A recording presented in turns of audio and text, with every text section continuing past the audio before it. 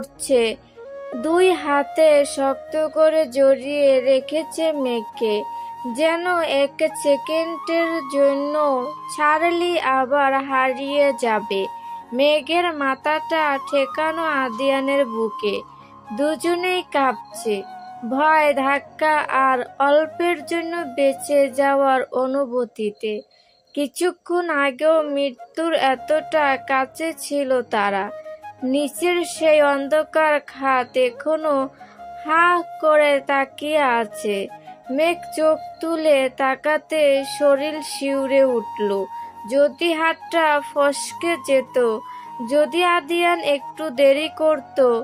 আদিয়ান কাঁপা গলায় বলল, তোমায় কিছু হলে আমি বাঁচতাম না মেঘ, এক মুহূর্ত না। মেঘ চোখ ভিজে ওঠে, তাকালো তার দিকে। আপনি কেন এভাবে ঝুঁকি নিলেন? যদি আপনি পড়ে যেতেন? আদিয়ান হালকা রাগ মেশানো কণ্ঠে বলল, চুপ করো, তোমায় ছাড়া বাঁচার কোনো মানে নেই আমার। আর একবারও যদি নিজের হাত ছাড়ানোর চেষ্টা করো আমি কিন্তু রাগ করব। মেঘ মৃদু হেসে ফেলল কান্নার মাঝেও। আমি তো ভেবেছিলাম আপনি পড়ে যাবেন, পড়ে গেলে একসাথে পড়তাম। এই কথায় আবারও চোখ ভিজে উঠল দুজনের। হঠাৎ দূর থেকে কারো ডাক শোনা গেল, ছাড় আদিয়ান ছাড়।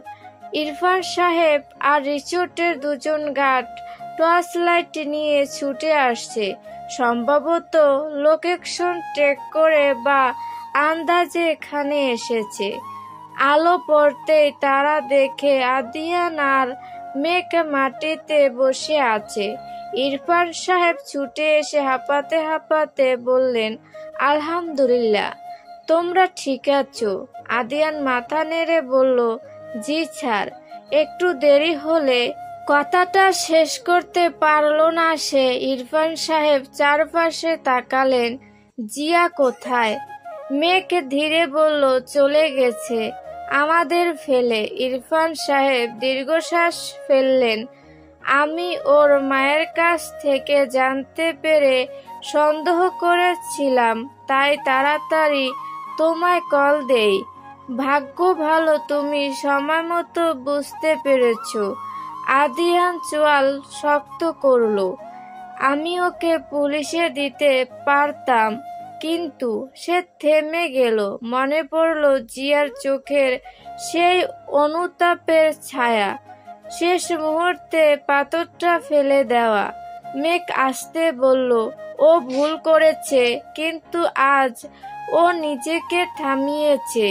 ইরফান সাহেব গম্ভীর কণ্ঠে বললেন, ভুলেও শাস্তি আছে মেঘ, তবে সিদ্ধান্ত তোমাদের। কিছুক্ষণ নীরবতা। পাহাড়ি বাতাসে ঠান্ডা শিশিরে হাওয়া বইছে। মেঘের গা কাঁপছে দেখে আদিয়ান নিজের জ্যাকেট খুলে ওর গায়ে জড়িয়ে দিল। চলো এখান থেকে যাই। রিসোর্টে ফিরে সবাই প্রায় অস্থির হয়ে অপেক্ষা করছিল।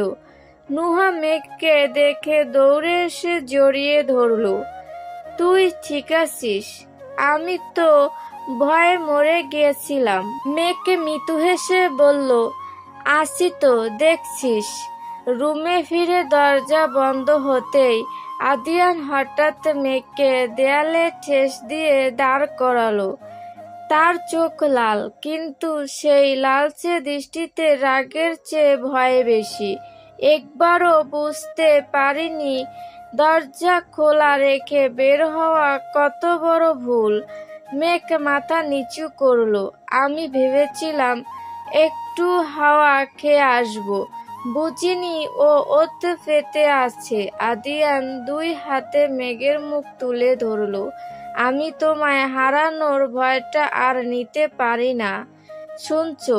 পারি না। মেঘ নরম গলায় বলল, আজ যদি আপনি না আসতেন তাহলে আমিও বাঁচতাম না। দুজনের কপাল এক হয়ে গেল। নীরব প্রতিজ্ঞা যেন বাতাসে ভেসে উঠল। কত ঝড়ই আসুক, একে অপরের হাত ছাড়বো না। মেঘ হঠাৎ বলল, আপনি কি ওকে ক্ষমা করবেন? আদিয়ান কিছুক্ষণ চুপ রইল। ক্ষমা? সময় লাগবে, কিন্তু আমি চাই না ওর জীবন নষ্ট হোক। ও যদি সত্যি বদলাতে চায় তবে সুযোগ